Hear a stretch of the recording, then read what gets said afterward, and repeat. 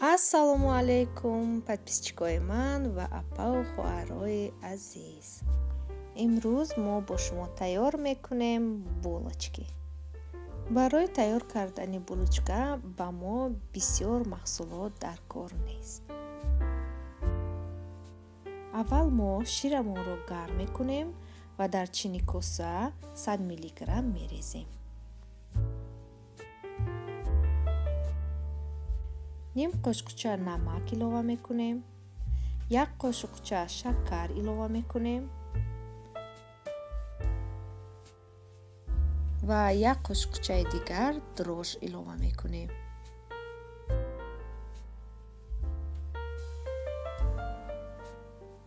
болояшро мепӯшонему 20 дақиқа ба як тараф мегузорем.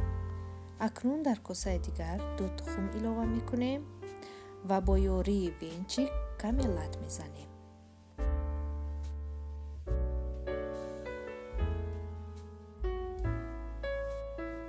акнун 150 грамм шакар илова мекунем. боз каме лат мезанем.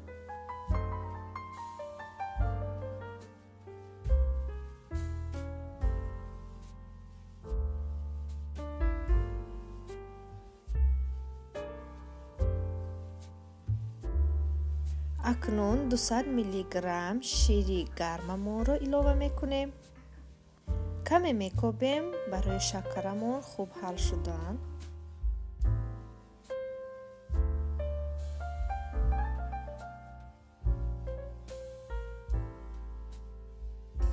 ҳафтод миллиграмм растительни масла илова мекунем ва 30 миллиграмми дигарашро мемонем.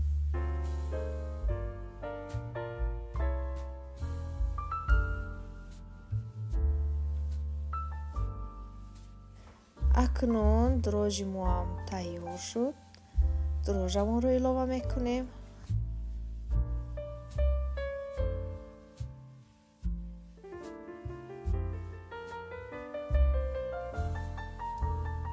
орд дар ин ҷо барои мо 450-500 грамм лозим меояд ва ним қошуқча разрихрител илова мекунем.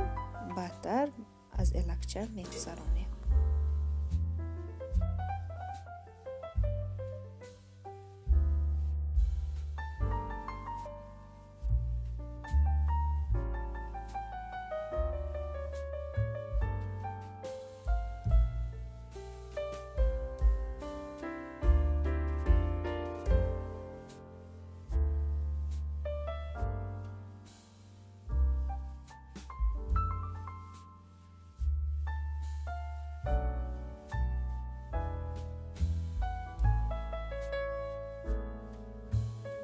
каме хамирамонро бо ёрии венчик мекобем. баъдтар бо дастамон хамирро сахт мекунем.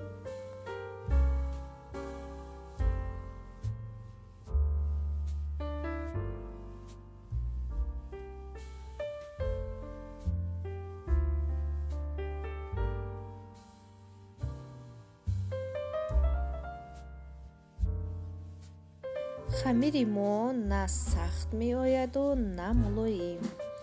хамири мо бояд миёна шавад. акнун 30 миллиграмм равғани мондаамонро мо кам кам илова мекунему боз хамирамонро сахт мекунем.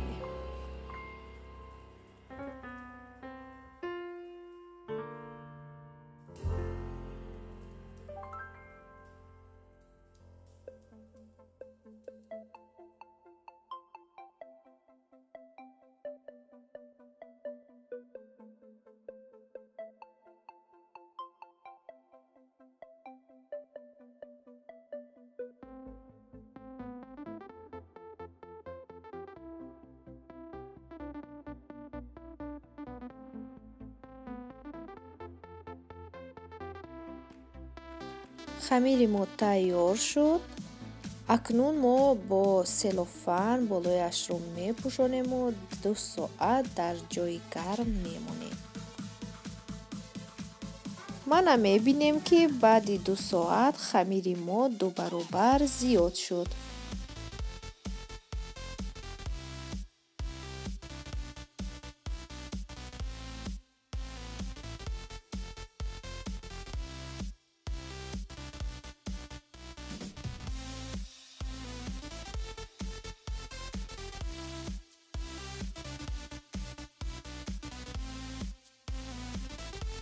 акнун хамирамонро тақсим мекунем ба зуволачаҳо.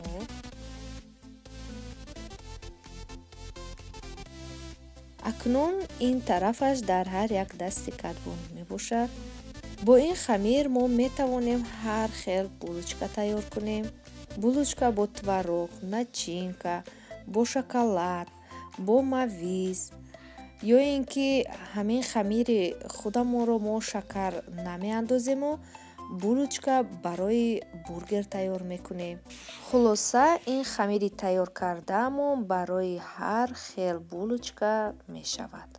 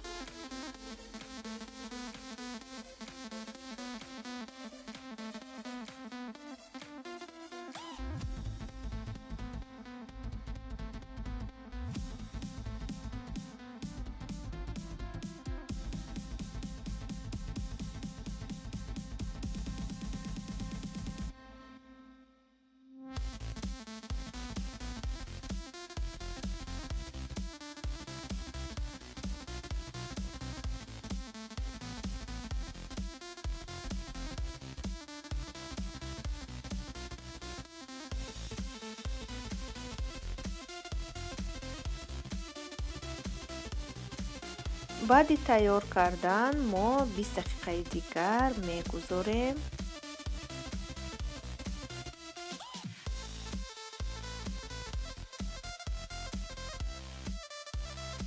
акнун ба болои булочкаомон мо тухм мемолем.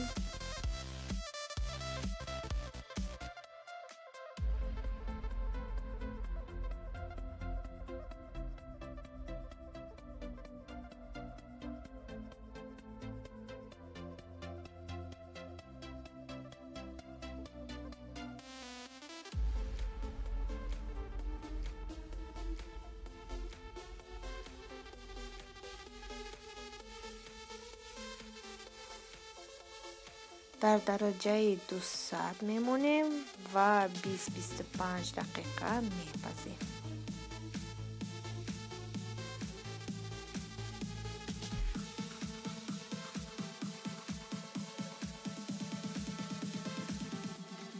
аз ёдатон набарорем ба канали ман подписатсия кунед ва лайки худро дареғ надоред. умедворам ки булочкаҳои ман ба шумо писанд омад. агар шумо аз рецепти ман истифода бурда булочка тайёр карда бошед, ба комментария нависед. ман хеле хушҳол мешавам.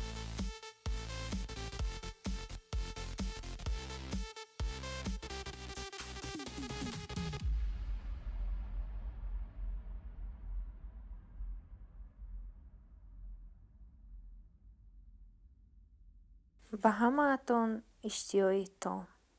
худо нигаҳбонатон бод.